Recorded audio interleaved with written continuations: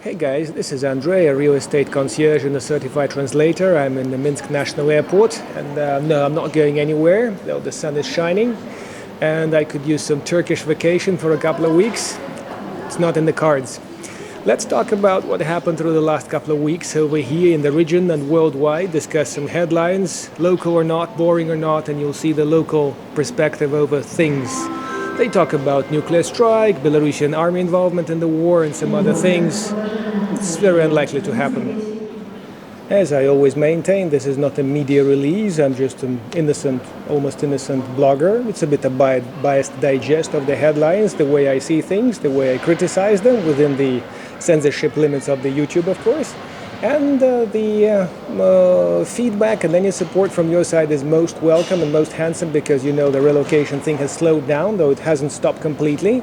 And a few dollars, 5, 10, 20 along with your like will be more helpful than just your like. Thank you all who support that, my Patreon supporters and those who pressed the thanks button under the video.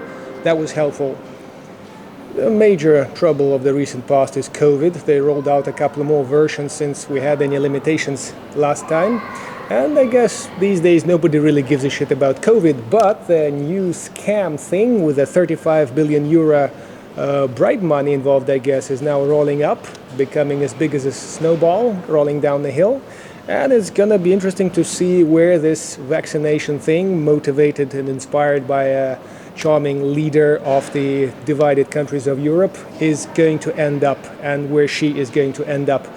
Now, I'm short of saying a few stereotypes about leaders and about the states of Europe. You'll be the judges of that. You are sitting in Europe and in the Western countries, guys. I'm just voicing my humble view over that. Here, we have no masks, no vaccines are enforced. There were none enforced before that. There was just some struggle to get statistics high in the state enterprises, where employees can't just easily say no. Otherwise, right now, COVID is zero in the headlines. When we talk COVID, we mean travel, and when we mean travel, we mean some kind of limitations. There are none so far in Belarus, except for geopolitical ones, which means you can visit the western parts of Belarus on a visa-free mode. It allows 15 or 30 days without visa with some minimal requirements. And if you wish to come to see the rest of Belarus by land, you'd have to apply for a visa, let's say in Vilnius or in Warsaw, where consulates are perfectly functional. And this is not the most demanding process either. Or you can fly visa-free via Turkey, Georgia, Kazakhstan, Armenia, United Arab Emirates. There are frequent flights. Flying via Russia may be problematic, because this would require a transit Russian visa, which is not the easiest one to get. So travel is uninterrupted, except, of course, it's quite dead over here at the national airport. Otherwise, it's still okay to travel. And most important thing, last but not least, as they say, the unfriendly countries, those who impose their horrible sanctions. I'm against sanctions, by the way. Canada, US, UK, whoever is plotting to remove us from the face of the earth since the creation.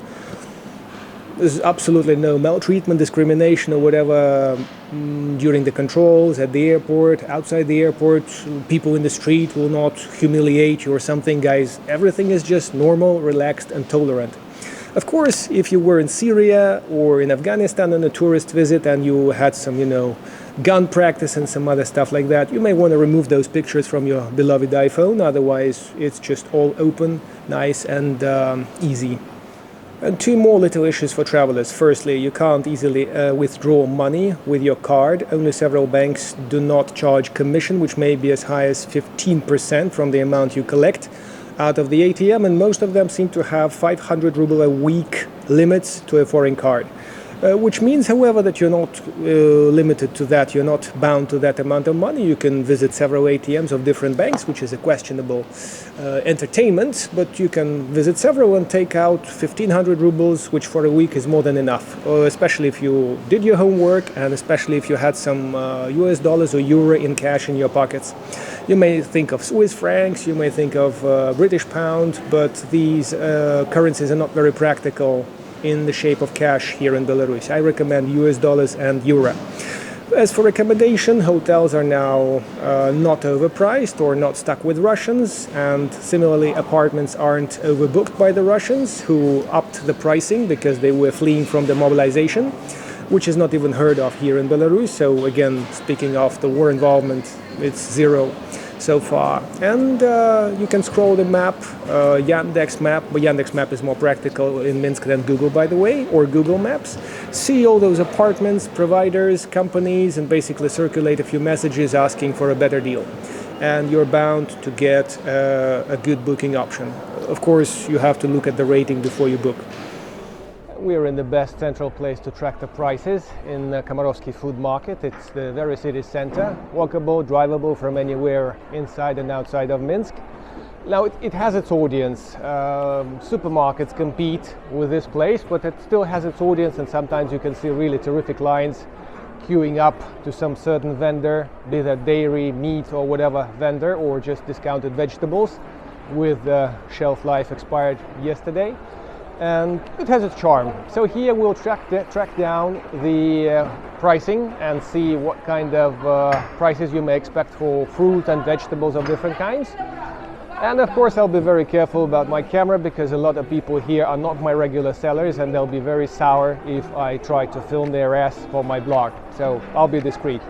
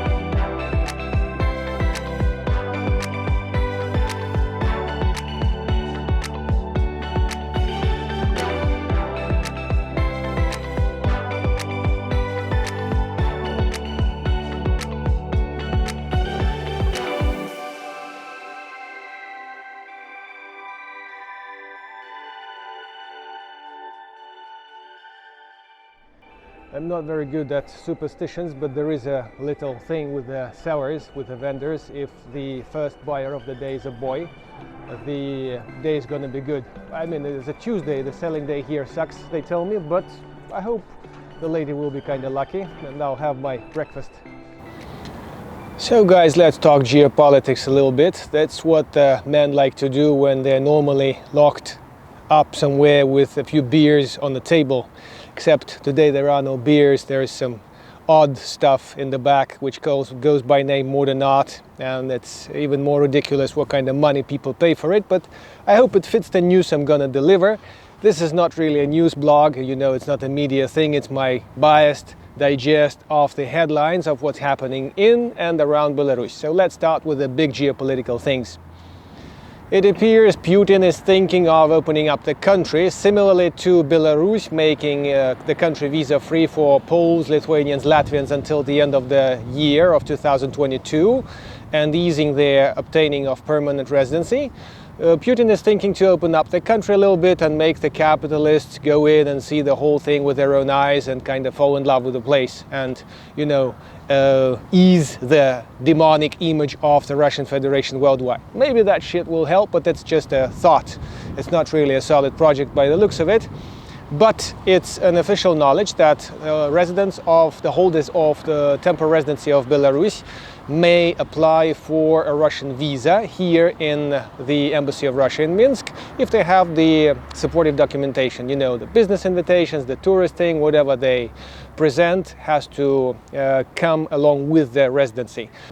Some of you may wonder what's so special about it, but the Russian embassy was not giving visas to non-residents of Belarus. So Americans were to apply in America, Japanese in Japan, and so on and so forth.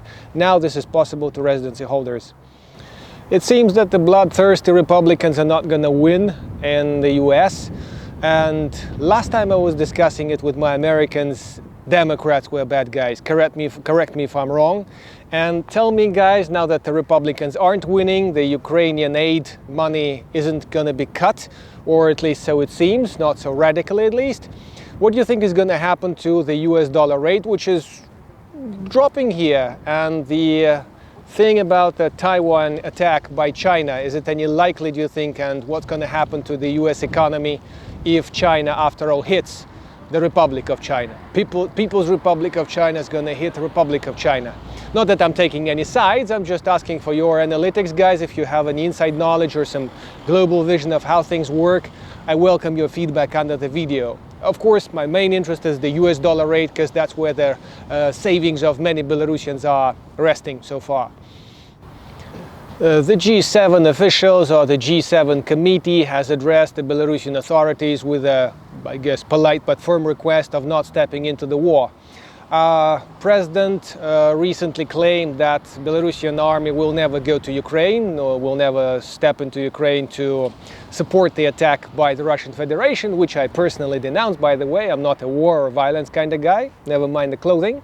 The military experts of Belarus, observing the current NATO exercise in Poland, are recalling all the previous goes by Poland, attempt to make Belarus Polish again or something like this, are seeing it as an aggression act, are seeing that as a potential move to rebuild the Republic of Poland from 1500s. By the 1770s, the Republic of Poland, that was chopped by several other empires of the time, was a pretty vast state, so that's what the radical Polish politicians are dreaming of, according to this expert guy. Well, this may or may not be a heartbreaking news to our Lithuanian friends. Just up there in the north, we just kick-started the first section of the nuclear power plant of Ostrovets.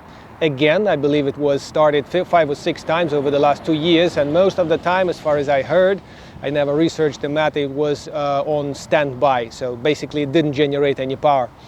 For now, 1 kilowatt of power for the electricity for the people, for the population, versus businesses that pay some 5 times as much, is 0.24 rubles, as far as I recall. I cheerfully pay 300 kilowatts to warm up my little village house remotely, and that's not a problem for me. Tell me how much is 1 kilowatt in your country, especially in EU, and if that's gonna be a problematic bill for you this winter.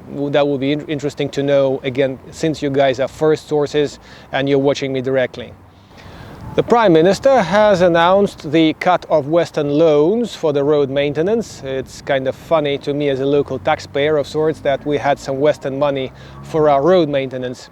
On the one hand, our roads could be better, especially in the province. But on the other hand, as I'm driving people around into the countryside, those relocating clients of mine buying remote properties, not so remote, 1 hour away from Minsk, that's the maximum we do normally, the roads really feel like they could be a bit better. But the clients tell me that in their country, it could be much worse. So we're not exactly an we're not exactly a country with extremely under-kept roads, under-maintained. It's just funny they should borrow money from the West to get the job done. I've changed the background to make it slightly more romantic. This is like a global response from the governments to the taxpayers about where the money has gone.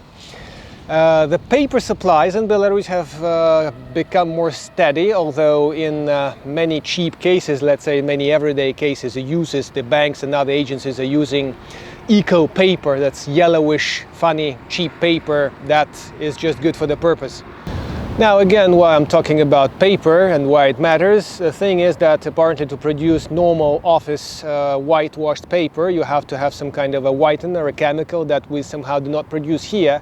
Although we've been exporting timber to the west and probably east and wherever for the last 400 years, that still seems to be an unachievable thing for our science and for our economy. We still don't make it, but somehow they have found the counterband ways to get the Westerner stuff back, so West-made, so they have tackled this problem for a while.